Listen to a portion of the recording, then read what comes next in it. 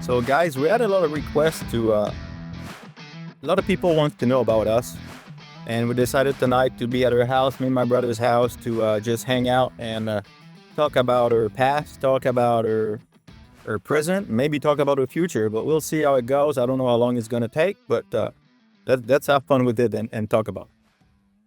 I'm the older brother. I'm Fred, and that's my younger brother, Danny, and we're both from Canada, and we moved in the United States in 2013.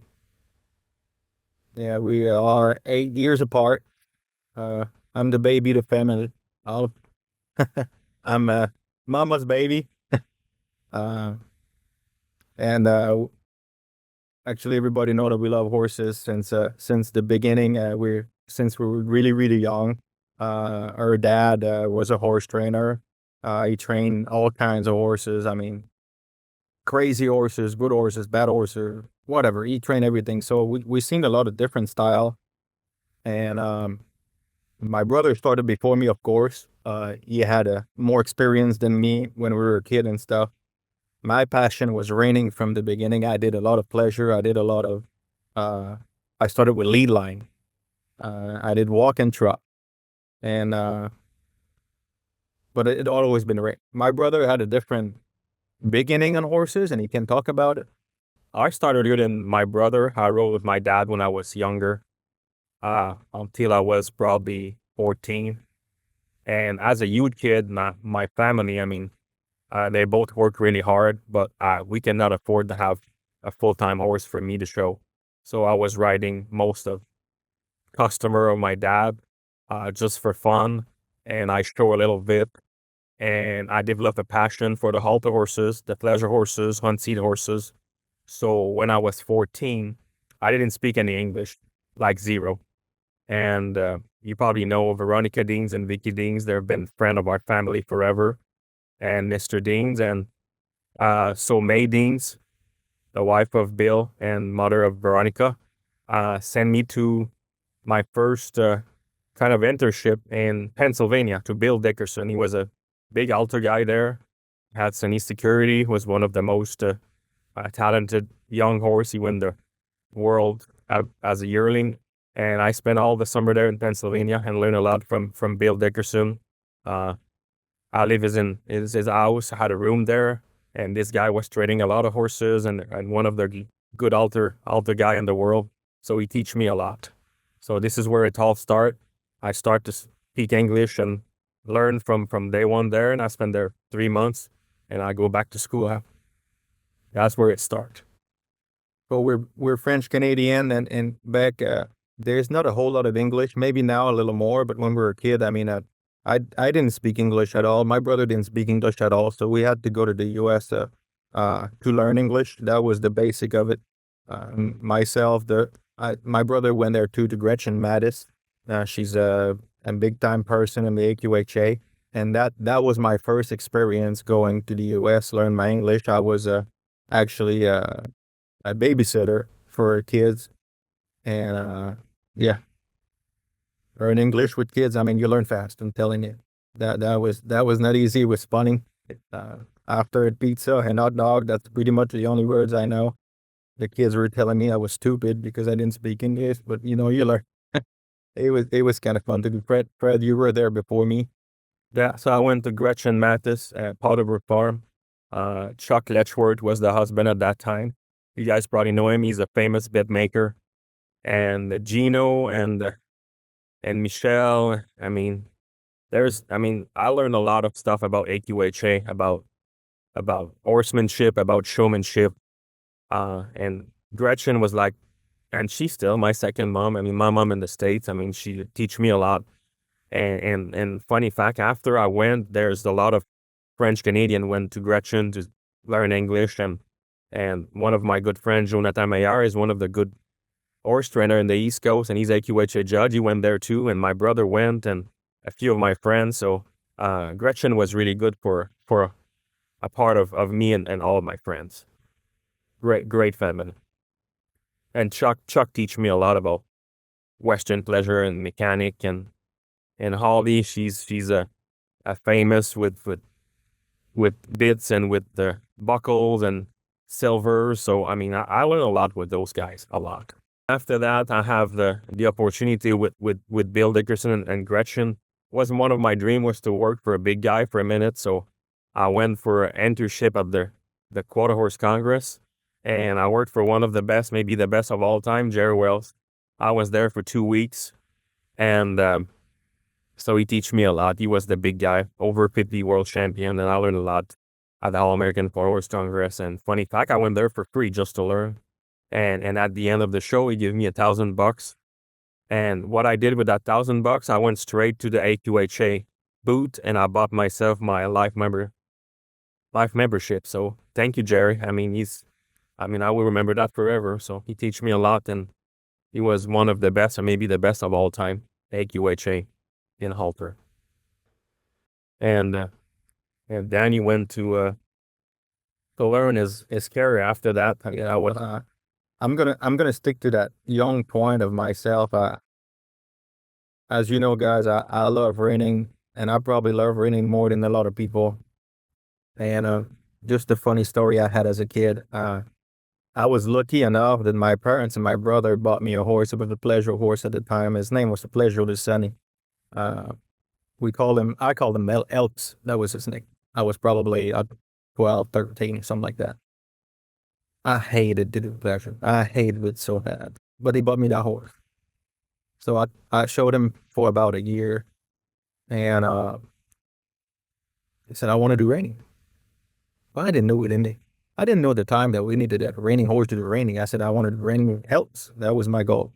And my horse was but my dad was a horse trainer, so I was going to school at the time and stuff. And I remember one night he says, I think Elvis, I stopped him 6 feet today. He got better. He said, oh, that's great, 6 feet. I mean, it's long. And he said, yeah, 3 times 2 feet, he boom, boom, boom, and the stop, man. So I tried. All I wanted to do is running fast circle, slow circle, turns, and stop. And with that pleasure horse, that poor horse, I think he had a miserable life because of me. But I tried to do running. That's all I wanted to do. So it's just a funny story about me. Yeah, and younger, I had a pretty good size training with halter horses, pleasure horses, unseat horse, showmanship, horsemanship. I had a lot of customer, a lot of them been girls. So I start earlier to like girls and I would say have fun and I mean it's always been a part of my life to have fun. It's my passion horses, but we went to a lot of AQHA horse show everywhere in the East Coast, and I was showing some ultra horse to qualify them for the big boys and send them later during the year to for the Quarter Horse Congress and the World Show. So I learned a lot, and I had a lot of good people around me. Um, and one of my goal was to get better and better. And I said one day, I hope I'm gonna move to the States, but I'm gonna move with my brother. It start right there. It's forever a dream. Yeah, and not. I had to go to school like everybody has to. When you want to do something of your life, I want to go to school. And the first place I went to, it was actually the Congress, and I went to talk to Mike Florida. Mike Florida was at the top at the time, and he just won the USET with who was a Jack at the time. I don't remember what year it was, but whatever. Right after 2002, I think. Yeah, some of that rate. Uh, no, it was before that because I was in 2000 at Dale, so it was before. Okay, so maybe 98 or something. Else. So I went to talk to Mike, but my English was very, very poor. I just speak English for about, maybe 5 months at Rich and Mattis Ranch, and I learned a little bit. Another story about Rich, and one night I went to the barn, and I'm trying with the team to say, hey, you guys want me to put the shit on the horses? Everybody laughed. It was not the shit. I'll meet the shit. But I didn't. Wrong word. So again, I learned a lot in front of everybody. But anyway, so come back with Mike. I remember winning the alleyway to Congress, and I was pretty impressed just to talk to Mike Florida, and he said, "I'd like to work for you." He says, "What?" I says, "Yes, sir. I would like to learn and work for you." And he says, "Are you ready to work like a dog?" Uh, I said, "Yes, sir." So that's what I had to do, and there we started there, and working for Mike was was learning. We're talking about learning, but I learned so much. But I work hard, and I work hard and harder and harder and harder. It was no stop, and it's not like Mike was bad to me or anything like that. You work as hard as any. Like he's a hard to. Um, but I learned. Of course, I could learn in my English, but I also learned. I don't know, so much about reining and so much about discipline too, because it was not about money. It was not about showing. It was only being at the ranch and learn how to manage everything and be able to train those good horses and try to figure out what was good, what was bad and stuff. And Mike, I think he was pretty tough on me, but I don't think he hated. I've been there for something like 8 months or so. And when I left there, he said, "You're the first person that stayed more than 3 weeks." So, I mean, I think I handled the situation really much, but my goal was to learn, and I did. That was I didn't want to make any. I didn't want to go to the show pen like everybody does today. If I go work for you, I go in the show. I need the horses to show. I don't know where that's coming from today, but anyway, at the time, it was like, all I wanted to do is ride horses. Give me the worst one. Give me the best one. Give me the one that can buck me up. And if I get him broken off for you, I'll be proud of it. I mean, it was just that what it was. And I don't feel like it was a long time ago. You agree? Yeah, it was just yesterday to me that it was just, money don't matter. It's just to get better. The experience I had there, the privilege I had to work with Mike. I'm going to call it a privilege because not a whole lot of people was able to do it first and spend the energy and time to do it. I'm proud that I did, and I'm very thankful for Mike to give me the chance to work with him because I learned so much. I think Mike was he's still are. I mean, he's a great horse trainer. I think his specialty to me, what I learned the most was the stopping part. I mean, Mike was every horses were stopped. Every single horses were used stopper. If you guys don't know what Mike did, I think you can go on the internet and look for Wizard Jack at the U set or whatever class he did. I mean, he did graded for 30, wanted for 30 on him and stuff. But at the U set, it was so impressive. You remember running? I think it was in New Jersey. Was it that New Jersey? It was outside. He ran that thing wide open, and that thing drug his butt and his front end was so good. And that was Mike's card right there. Like every horses that he rode in the time was like that. Huge stuff. He's a great horseman. He teach a lot to my brother, and thank you, Mike. It's on his toolbox forever. It was great. Really, really fun to still talk to him. And then I haven't seen him for a little bit, but last year he came help me at the ranch and help my team, help me and give me advice and stuff. It's fun to know somebody like that for years and still communicate and still have the chance to learn from. That's great. Then I went to Italy in 1999 and 2000 with my dad. Uh, Train horses. My dad was reining horses. I had some pleasure horses in Alper, and we travel over everywhere from to Germany to Swiss to Switzerland to um. I showed the European futurity. I showed the a lot. I mean, I was undefeated with a young yearling colt, 17 on 17, win grand champion at the European. That was a quite of an experience. I learned some Italian too, and I would not say I can speak great, but I can speak enough to understand. So that was really two good years over there. Learn a lot, travel a lot, different culture. It's always good to have that in your toolbox and just add it to your experience, show experience, and meet new people. And I still have some friends over there, so it's a lot of fun. And at that time, uh, my brother, I mean, went to Dale Hendricks. No, but I was in high school before that. I spent at least a year or two at home. Yeah, but I think in 2000 when I was in Italy, you've been to that. Yes, and say I was the last year in there in the same time. And yeah, so And I mean, it was my little brother, but I want him to learn from the best. And he went, for sure, he ride with dad and me at the house and learn some stuff. But Mike was the man at that time. Then Dale was the man at that time. And they still both great horsemen and they still show and have success. But Danny went to Dale and that was great for him. Well, to be honest, after working for Mike, I mean, you guys want us to open up, so I'll open up. After I worked for Mike, I wasn't sure if I want to do that anymore. I mean, we're talking about hard work, and we're talking about 7 days a week nonstop, and Mike is on fire. Like he doesn't quit. Like when you get tired, and tired is not a word for him. You don't get tired. You just keep going. That's it. So when I went back in Canada after that, I'm like, oh, I don't know if I want to do a dancer. I don't know. And honestly, I was winning, not winning, but my paycheck was $100 a week. Uh, I had a house that in the wintertime, the snow was coming in.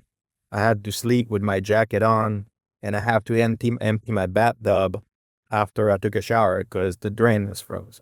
That's how it was. But you know what? I didn't care. It's fine. I'm learning. It's fine. It's all good. But when I came back home, I said, I don't know if I want to make that kind of life for the rest of my life. You know, I questioned myself a little. So I went back to Canada when I studied stuff. My brother was in Italy. And then I got a call from Patrice St. Ange, our friend, who was neighbor in Arizona from Rancho Sorio. Pat Bourne owns. He was working at Al Dunning, yep, Al Dunning. So Patrice called me and he says, Dale Hendricks looking for an assistant. And, you know, maybe you would be interested. I was a few hours when I worked for Mike. I was just a few hours in Ohio from Canada. It's not very far. So away from my mom, I was young. And now they asked me to go to Arizona. It's far from my mom there.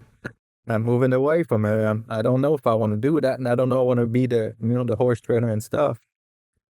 And I think he told me like, I think it was $1,500 a month. Like, yeah, I'm rich. Let's go. Let's go. Let's go make a living. I can make at least a little bit of money then. So there you go. Me going to Arizona, worked for Dale Hendricks. That was a great experience again.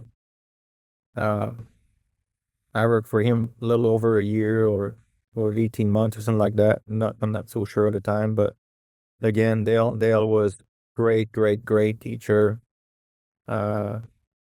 I wish he would be more in the ratings still. Yeah, I mean, he's more in the cower stuff now. I still talk to him once in a while. Very grateful for every advice he gave me to him. I think if you guys know Dale at the time, I don't think anybody's circle is as good as Dale. His circle program was amazing. You know, uh, learned so much. I still do the same thing that he teach me years ago.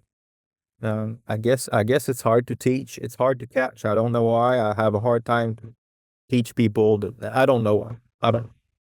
But to me, it's simple. What he teach me, maybe he told me a better way, and I can tell people how to do it.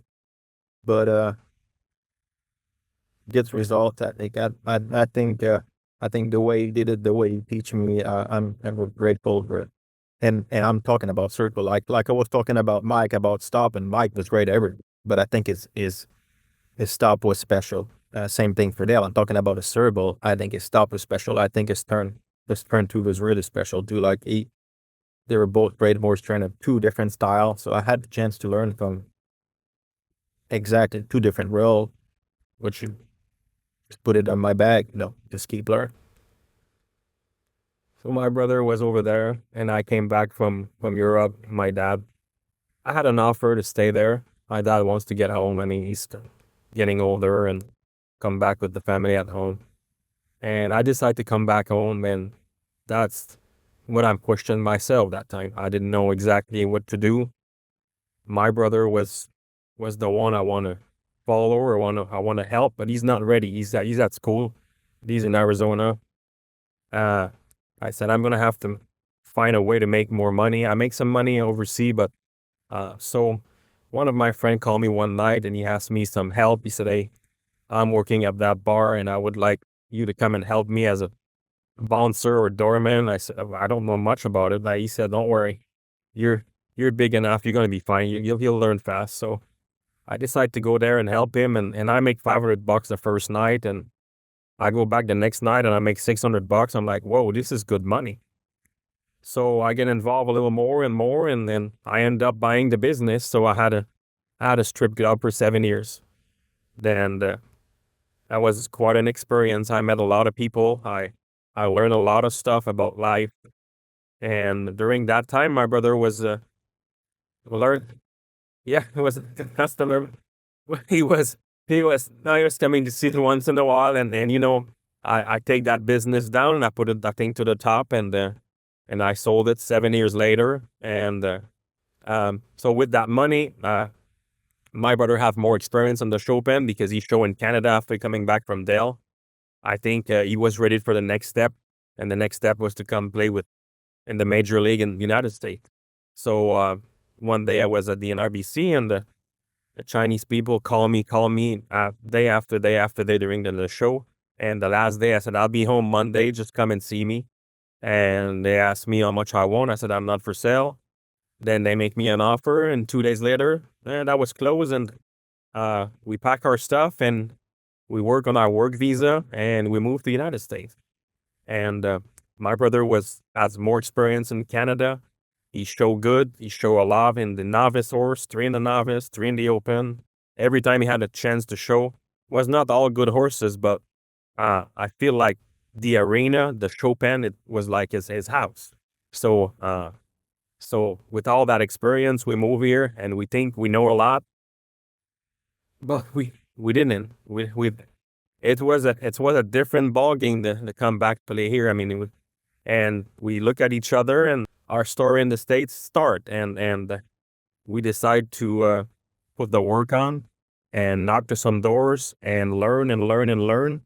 Then we learn every day. We still learn. So it's we're happy to be here, and it's a part of our story.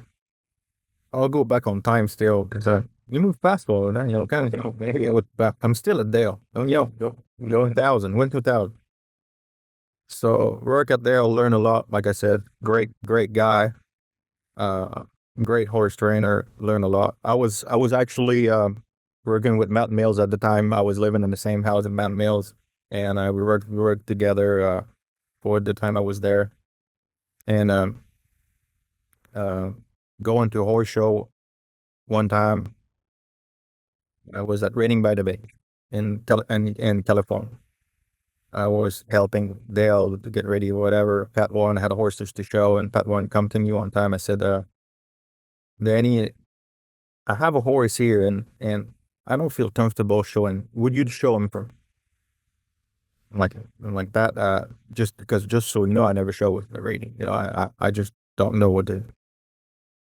They said, well, here's the horse. If you want to show him, you're more than welcome. I said, well, first thing I'm gonna do, I'm gonna go ask Dale if you let me, because he's my boss, and he's the one that's gonna tell me if I can or not. It's disrespectful, right? So I went to Dale and I say, Cat want to come to me and she want me to show her horse, but I want to make sure, I have review permission. If you think I'm ready or not, I mean, you tell me, it's fine with me. If you don't think I'm ready, it's fine. It says, Danny, I said, you're learning to be a horse trainer, but is that what you're going to do for the rest of your life? Just training horses and not showing? I said, well, I want to show for sure, but I want to be ready before I show. I don't want to go make a fool of myself and just show for the heck of it. I just want to be ready. He says, Danny, you've been training this horse at home for the last 6 months. You know what you're doing. All you need to do is put that together and put it in a pattern and go show. I says, all right, I'll do it, sir. I didn't have chaps. I didn't have a hat. I mean, maybe I had a long sleeve shirt. Maybe I had, I don't remember. So I had to borrow stuff from everybody. It was the next day and stuff. I mean, they were nervous and stuff. And I had a chance to show a great horse called onside kick, which, man, even cut you. You won it for 30, or he was a result? As a 3-0. I don't know how old he was when I showed him in 5, 6, 7. I don't know. So that was a privilege for me to do that. And what by the way, I marked the 72 my first ride. I was good proud pattern 5. I remember that like it was yesterday. lost my hat in the class, but kind of the stuff. But where I'm going with that is I don't know why today hiring somebody is the first question they ask walk in the office is, "Hey, am I going to have a horse to show?" I don't know what's in people's mind today, but I can't figure it out the way they think. I just can't. What why don't we go home and ride and train and be the best, and when you gonna show you're gonna hit big? Other than going to show them tomorrow just because you want to have the thrill little feeling of go show and stuff, have the butterfly in your stomach, whatever. And then, I'm sorry to say the bad words, but fuck it up. That's pretty much what I want to say. Yeah. Why don't you go there and learn? Why don't you go there and be better? And if you think you're ready, take a minute, make sure you're ready before you're ready. As it's showing it is easy when you know when you do it. It's showing horses that they don't know what you're doing, and showing when you're not sure what you're doing. That's where people don't succeed. And I don't know if I want to give a listen to those younger kids today, but please go to school before you get better. And there's no limit of learning. There's no learn and learn and learn. And when you gonna be ready, start show and just start. You don't need to win. Start show and build from it. One thing at a time. And as a business, it's a major commitment for us to ask a customer to show their horse if it's not Danny, if it's one of the kids. Those customers, they pay their bill, they have passion, they want result. But when we put a kid on the horse with no experience, it's a big commitment for us. It's not always easy to manage because the kid wants to show, we know he's not ready. It's not enough horse for Danny, or Danny's already have 3. So we have to make those decisions, and we're gonna live with. But I hope the next generation and will understand. Maybe one day they're gonna be in RCs to make those decisions. So people are not stupid, and like the people around. I'm talking to people in general and everything. The people around us also. If we do have an employee, and I'm talking about us, but it can be anybody, right?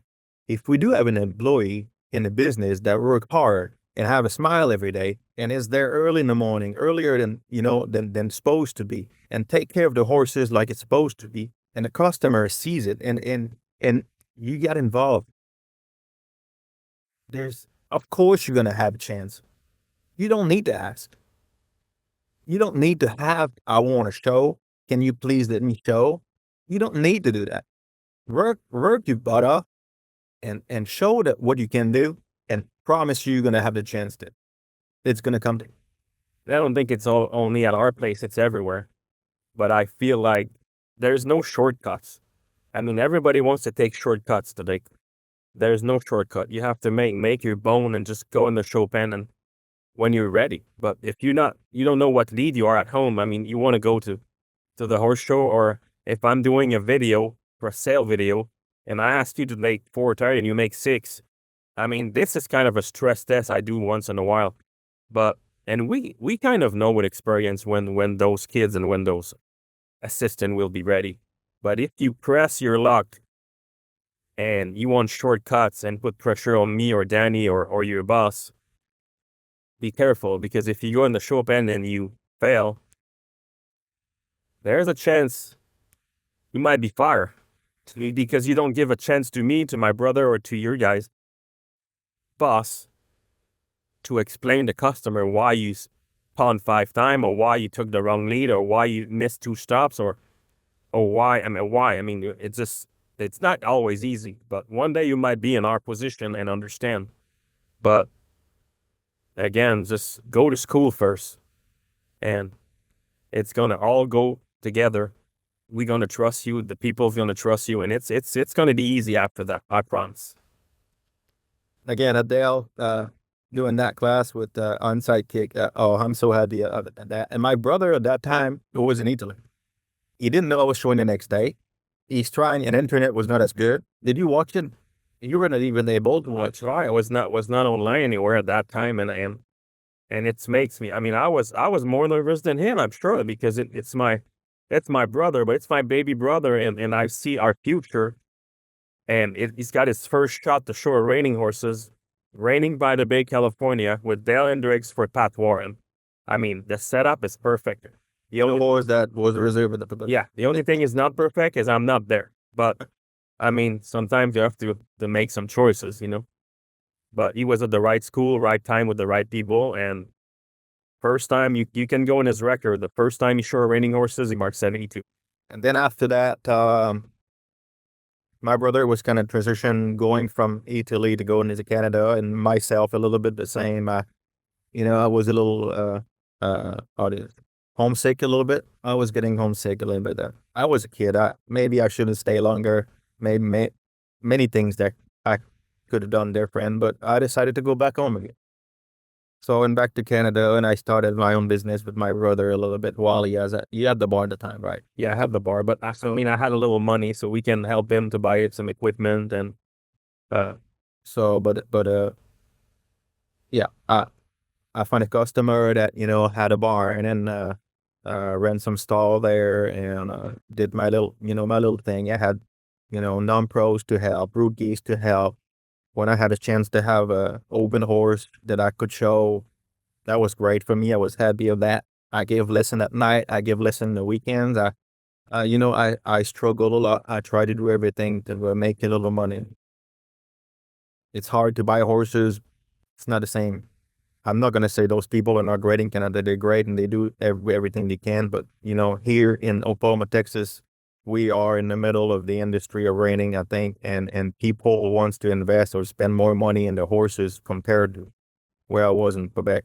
So you buy a horse to make a little bit of money. You sell a horse, don't sell it for a lot of money. So it's kind of hard to make a living.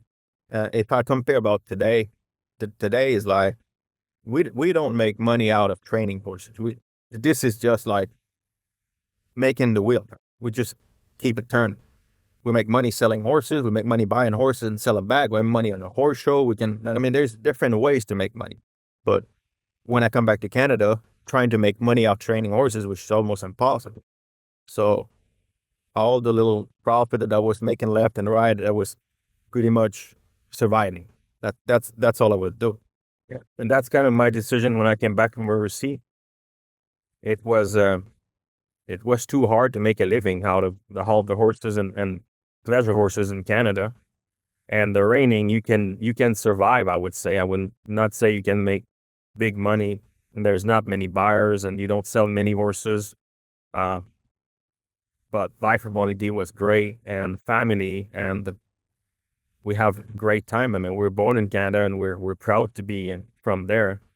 But for the next chapter of our life, I repeat that, but we had to move here for the traffic, for the horse business, and to play in the major league. That was essential for the future of my brother Kerry.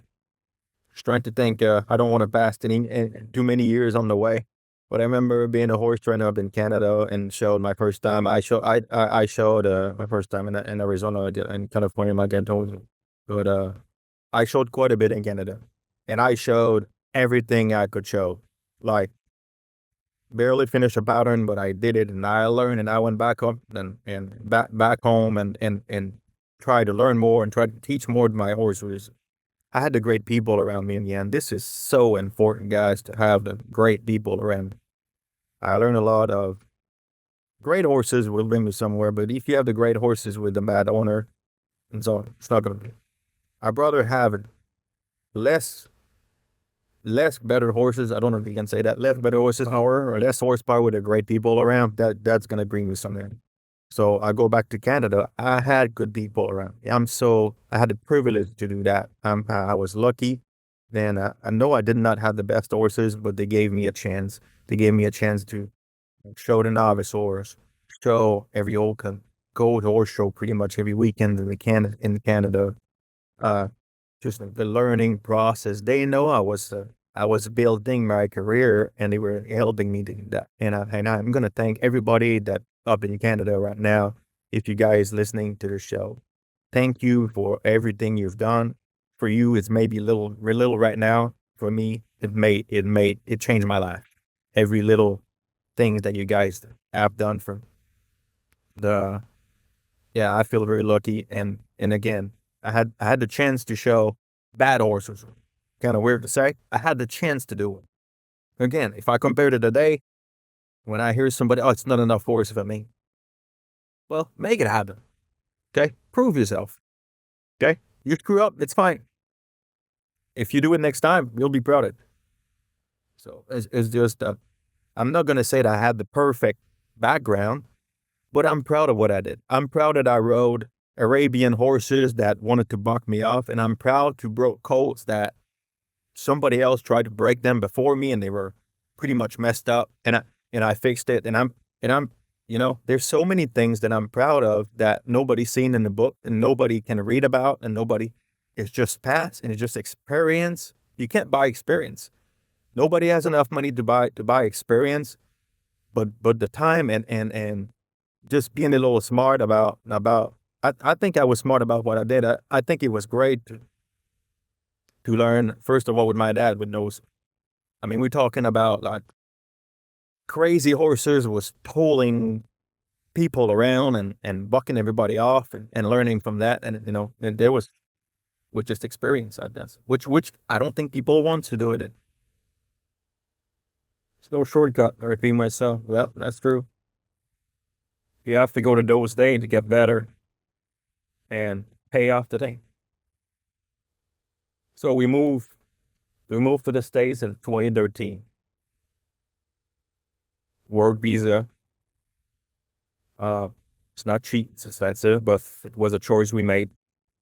We left home, me and my brother. Uh, that time we had a customer from Canada who had like 25 horses with us and moved all the horses here. And uh, long story short, from a day to the other, bankrupt and bring all his horses back or have to sell them. So we're me and him with two horses in training, and let's go. This is where it started. Um, so that here, he had 2013, he had the Wister, very special horse. Uh, was reserved with 28 and a half of the Southwest in level 4. Make the big 30 finals. End up second in level 3. I think 10 to level 4. And it was kind of one of our business card. A year before, I show a horse for was Plum Dog Millionaire. You know, remember the black horse? Daniel Bouchard? Yeah, Daniel Bouchard. And that was my first final in Oklahoma. And you guys too, I just have stories in my head, right? uh uh that was my first final, and it's been my dream since I was a kid just to make an open final. I don't care what level. All I wanted to do in my life, it was just to make a final. It was a dream. So making the level 3 final, that was like a dream come true. And then come back the following year with the Worcester and make the level 4 final. Well, that was that was great again. Like put a smile on my face, and I'm like, well, all the hard work I've done started to pay off. There you go. Let's go. Yeah. And then that year, honestly, if I had that force today with a little more experience, it could have been the for 30 win. It was my first year showing in a level 4. I was stressed as can be in the final. I tried to do, I overdone it. I over get my horse ready. I tried to, my horse was a one turner for sure. I tried to turn him 1.5. My horse was a +1 stopper for sure. I tried to stop him with +1.5. That was just too much. And that horse kind of, I'm not going to say that he quit on me. It was just too much. It was my 100%. But I learned again. I learned from a mistake, and that was it. In the meantime, before we moved here, we decided to work with Dwayne Latimer. Yeah, Dwayne Latimer is a big stage, also in a big chapter in my career. Uh, Dwayne Latimer is part of my family. He's I don't know if he's my second dad or my uncle or my older brother. I don't know, but he's in there. Yeah, he's my superhero for sure. Uh, he's a great horseman. He's a great horse trainer. I think he helped Danny on his 2-year program a lot. Uh, a lot of mechanic, very smart. He's got an answer to everything, I feel like. And he's been great for Danny, been great to me too. He's still, and I hope he will forever. Uh, this guy is a great horseman, great horse trainer, and what a friend he is. He's just a person. Yeah, just the whole family, the whole Latimer family. Uh, over the years we met everybody, and it's a great family. Same of, I mean, good value, and I mean, great. Dwayne helped me a lot with, of course, horse problem and stuff, but also, we all go through some hard time in our life and stuff, and Dwayne always been there for me. I can ask him about anything about outside horses, just personal things in life and stuff, and he always been there for. Same thing for his brother Dean. Dean Latimer is also a great guy. He helped me with horses. He helped me. Uh, he helped me. Those guys are awesome. They're really part of the family, and yeah. And hopefully later we will help people like they did to us. Because it's good to have them in your corner when you need them. It's not always the life was not always sunny. But I feel like even if it's raining, snowing, or a tornado, Dwayne will always be behind us or in our corner. And you don't have many friends like so. So, yeah, thank you, Dwayne, for everything you did yesterday, today, and all. Thank you. So he's the guy that helped me when we moved here. Actually, he was my main guy that I wanted, support from and help from and stuff, and he always been there. So moving down here with the Worcester and going to the Southwest was there to help me. Going to the fraternity was there to help me, and on and on and on the years following that and stuff. So that was great. So and we are the Worcester 2013. Then you make the big final for 5 years in a row with only one shot, only one horse. Then after 5 years, we miss. Maybe it's my fault. We tried 3 mares. It's not. Yeah, but I wanted to try something different. I mean, and it was all good mares, but 72 and a half, 73 mares, and little bubble there, little bubble there, and we didn't make the level 4 final, and so we both been disappointed. But again, we learned, and the year after, it was back in the level 4 final. So yeah. We have some great horses in our life. Yeah, we had Crush. Well, Crush was probably the main and the first horse that we had like make a story in the United States, I would say. Because I mean, I don't know if we need to tell the story about Crush, but long story short, Fred bought him an sale as a yearling. Was it the 30 sale, right? Correct.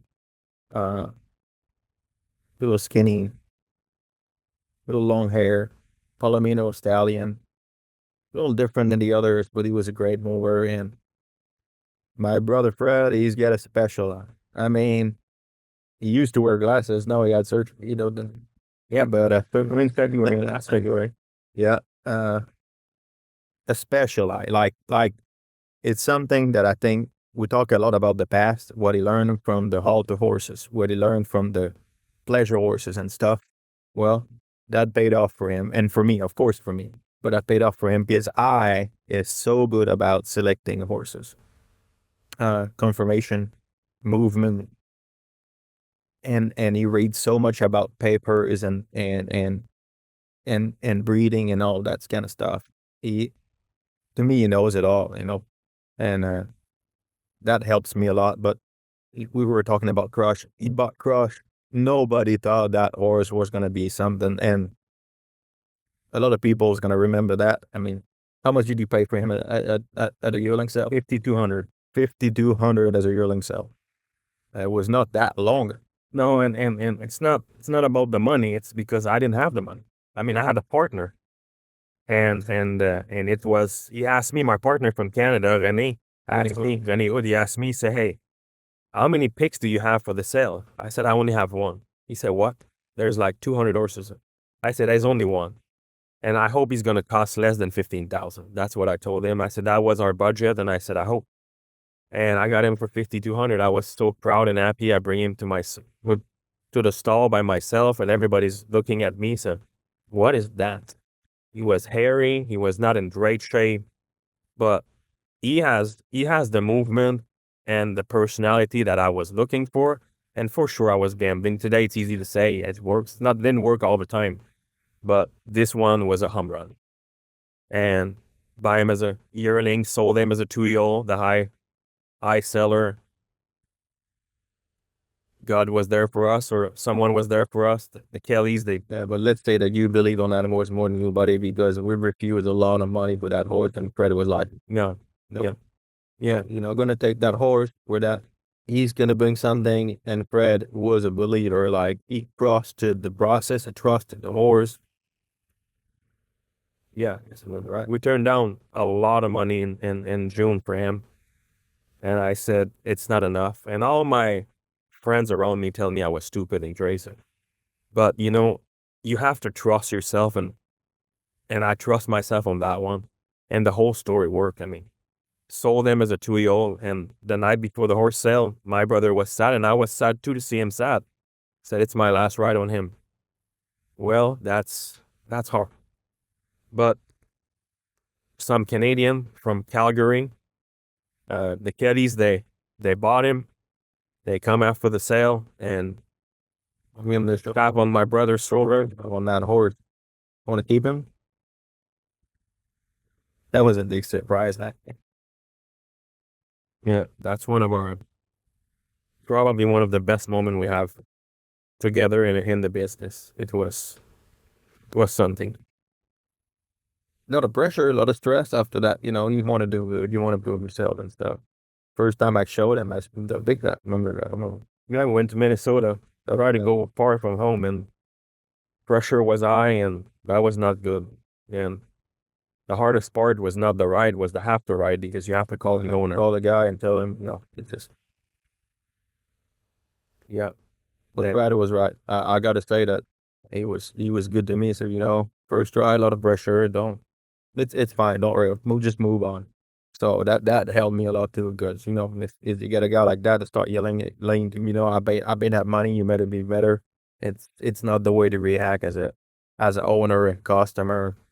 Maybe I'm telling some people the truth here, but uh, it's not because you pay $1 million for a horse that even a market to 35. That's there's no way. And it was that show was beginning of August, and we said, okay, we'll go back to Tulsa and hit again. Not hit again, but hopefully hit. Then, shoot, he was a little sore, just a little bit. Ooh, the pressure was more on us again. We had to send him to the pool, recommendation of the doctor. So we skipped and we went to the Southwest, and he did good at the Southwest. Not great, but good. Good enough. Made the final there. Yeah. And at the big 30, the pressure was on, and the first go around, we had a little bubble. He marked at 16. Oh boy.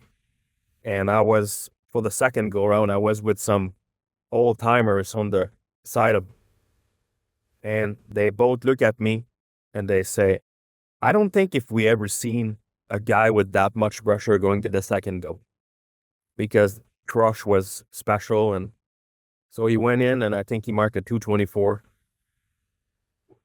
Pressure was up, make the big final. And the final was good, not great, but good enough. I mean, the goal was, that was the plan that here. Oh, just to make the final. Yeah, Right. yeah. And came back to the house. We have the support from the owners, and we go to the NRBC and win level 3, and was reserving the level 4 as a 4-year-old. So there you go. After that, it's story went on. I mean, make a lot of final win there. Raining by the Bay was great. Market market 229 at Reading by the Bay. Great ride. And to the million, the qualifier, the shootout, market 32.5. That was a special. That was a fun day. That was a special moment. And I think from that day, the business was going higher, and that he can prove that he can play with anybody. So we have other good horses in the barn. Uh, Sabrina was one of the good mare we had. The Magnum's guns already. Make a lot of finals with her was good. And I probably forget some, but Cilantro came in our life after that and win the world show. That was one of my dream that my brother win the world show. AQHA was a big deal for me when I was a kid, and to have that special buckle, uh, and he still had the world record in the senior 230, 31, I think. Um, that was good for AQHA, and that horse was so good for us. I mean, he was reserve at the million. Cilantro grub, great mind. We're not here to talk about the horse when he, yeah, but again, yeah.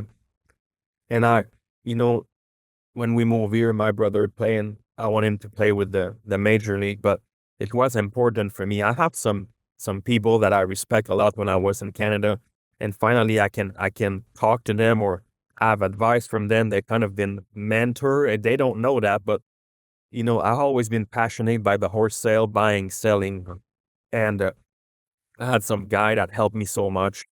Uh,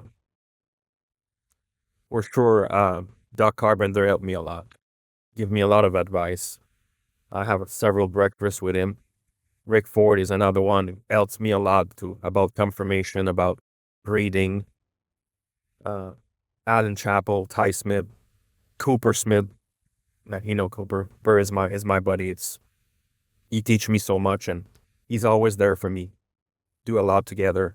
But Doug and Rick, they're not there anymore. But those guys, they help me a lot. Yeah, Freddie is he's something else about the sales stuff, and I, I don't know if it's just his eye he's got a feel, but going to those sales and looking at horses and stuff is very special, and I'm lucky myself because I cannot do it. I mean I know the difference between a bad horse and a good horse. Of course I do, but my brother is special of what's gonna fit me also. He can look at a good horse, but the good horse will not fit my brother and stuff. So it kind of manage all that. That is great, and and it's a reason why I can be successful because of my brother there, and he can pay attention of what I'm writing. Um, my office in the arena is full of dirt. That's my office, and that's where I work every day. Uh, that's what I do. I don't need to take care of paperwork. I don't need to take care of the problem that's going behind the scene or whatever. My problems on the arena, and I got enough of my problem with double trained horses, is not always easy, and managing two or three, four, five riders going around you is not always easy either. So you got to manage all that and stuff. So I got penny on my shoulder, which is it's great that I can do it all like this without having what my problems my brother is managing, because my brother is managing all the rest of, and we're talking about what uh customer. um I mean he does so much. uh like he says, he doesn't call his office the office. He likes to work on street. That's pretty much what he likes to say. Yeah, but that's what my past helped me a lot. I mean, the the hockey, been in the hockey management, my strip club, going to Italy with different people, different mentality, different culture, all those people, all those years, it's helped me a lot to manage a lot of big problem for me or little problem. So I'm trying to reach one at a time, and I'm trying to keep sometimes problem for me to don't bring those problem on my brother's office. Or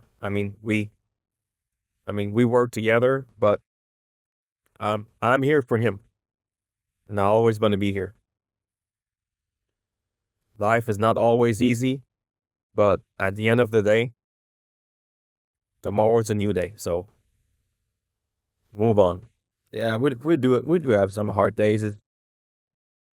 I'm gonna talk. I'm just gonna talk about myself. It's not like I moved here and life was easy and it was just built on and you know and I had a lot of up and downs to be honest. I'm older. I'm opening up to everybody here. It was just I had some bad days. I had bad weeks. I had bad months. I had bad feelings. I had days that I wanted to quit.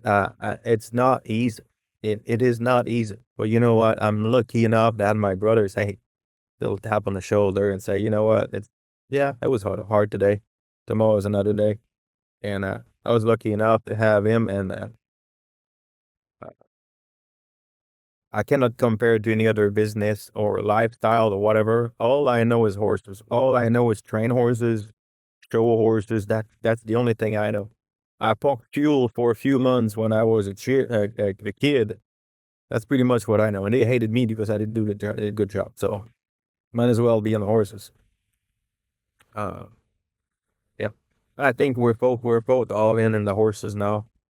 We move here. We make some choices, decision. Um, it's a lot of sacrifice to move away from your country, move out from your family. Um, see our mom 6 months a year, but a few of our friends come to visit us. But it's financially, it's not always easy. To have the horsepower, it's not always easy. I feel like I see the light on the tunnel because I think Danny's on his prime right now, and I have the people around us to support us and trust us to buy more horsepower and believe in our crazy idea a lot. We have a group of customer, I mean, very special. Like we like to say we pick our people, we don't pick our horses. And we buy horses after, but I see the future very bright. I mean, those people trust us and we're going to be careful of what we're buying and what we're selling, but uh we sell a lot of good horses, but we need some for Danny, the horsepower, and I cannot do it by myself. I need all those people to help me, and we all going to work together and in the future and have the best horses for Danny to show. He's close to 2 million earnings, knocking on the door, and it's not over yet. We want to keep going. So I remember when we moved to the US, it's just a fun point for me. Outside of horses, uh, I I don't know if I could make hot dogs at the time. My brother was my cook, and I was cleaning dishes every day. We lived together for I don't know, I mean, like forever or whatever. So it's just a fun guy. And then I don't know what happened in my head. I decided to learn how to cook. Uh, now I'm not gonna say I'm very great, but I love to grill. I love to cook different things. I love to try new stuff. We don't go eat at the restaurant anymore. We used to go 3 times a week when we were then. And then now I don't remember last time we went to the restaurant. I mean, we go to horse show and we go to horse show, but at home, I mean, he's a great cook. I mean, he developed, I think, a passion for cooking and it's fun. It's fun. I'm not cooking anymore, almost nothing. Just, I mean, he's a good cook and he's very, very just out of, Danny's very, very perfectionist. Everything needs to be perfect. It's not always on horses. So, I give that example a couple times. When he cut potatoes, they're all going to be the same size. It's probably not bugging him, but it's kind of something. I live with him, and it's fine. And also, that's another thing. He can play music like nobody. Okay, he can play saxophone. He can play guitar. He can play accordion. I can play piano. Me, I cannot even play triangle. I'm so bad at it. I mean, I'm the worst. But he's everything he's touched it. I mean, that play music. He's kind of a. I mean, it's crazy. It's crazy. I was young at the time, but I remember we tried to play saxophone when I was good. Yeah, I'm not. That's all I was doing. I'm terrible. I'm awful. But he's very handy with everything and but music he's good at it. Fishing and doing he's a great fisherman. I follow him sometime to get a couple drinks to go with him just to support him, but I'm not very good at it either. But I mean, I just go there to support.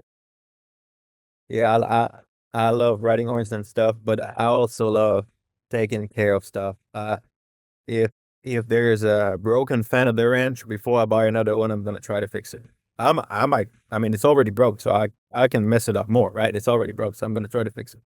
Same thing at the house. We bought this house, what, 7 years ago, probably, and the background. That's where we are at our house here. The background was a field of snake and turtles and I mean weeds and stuff. So we just built the patio that we can have fun with and stuff. Other than the concrete, I did everything. I did the electric, I did the post, I did the lights, I did the fire pit, I did the bar. Worst case scenario, I'm gonna have to hire somebody to fix my problem, but it's pretty much it. I just love to to do stuff. I just love to. Yeah, and we have that patio, and we like to have people at our house, our customer, our friend. We like to grill, we like to cook, to have some cocktail, music, uh, watch hockey. I mean, now I think everybody knows I like hockey, but all my customer, they have no choice because when they come and it's hockey, they cannot watch anything else. It's hockey. Yeah. And now is the best time of the year. We got basketball, we got football, we got baseball, the series. It's amazing. The playoffs and the hockey season starts soon. And the hockey, it's kind of it's my passion. I'm with the horses. I mean, that's the only thing I watch on TV. It's hockey. I'm just a little story from last night. It was actually last night. We had the Congress going on, the Congress final, which I'm proud we didn't go. It was fun to spend time at home, right? Yeah. So, so we had the Congress going on. At the same time, we have the baseball game playoff that's going on, and then the hockey game preseason that's going on. So I set up 3 TVs in the house. I had about 17 remotes, and I changed it up like from one TV to the other, and the sound, and it was just fun. Thank you for all the requests that, I feel like you guys want to know more about us, and it makes me feel great that, I have supporters and stuff for myself and my brother. Uh, I don't know how much you learned today about us, but if you guys want to know more, uh, please contact us. I don't know if we got Facebook. We have, I don't have a computer, so I don't know, but it's easy. Like I say all the time, we're open for business. I mean, I understand sometimes we look pretty serious from the outside, especially me with my not smiley face, but I promise I'm gonna, if you need some help and you want to be part of us or a little bit part of us or support us or help us and be part of our program and come to our family, we have great customer, great friends, and I think we have really good horses, and I'm sure we can work on something together, even if it's just talk or have a drink. But please don't hesitate to contact us. We're open for business, but we're looking for some more friend, customer, and please come join the team. We got fun. Even question about our past or future or whatever, we're open. Sometimes my French is going better than my English, but I do my best, I promise. I will do my best, I promise.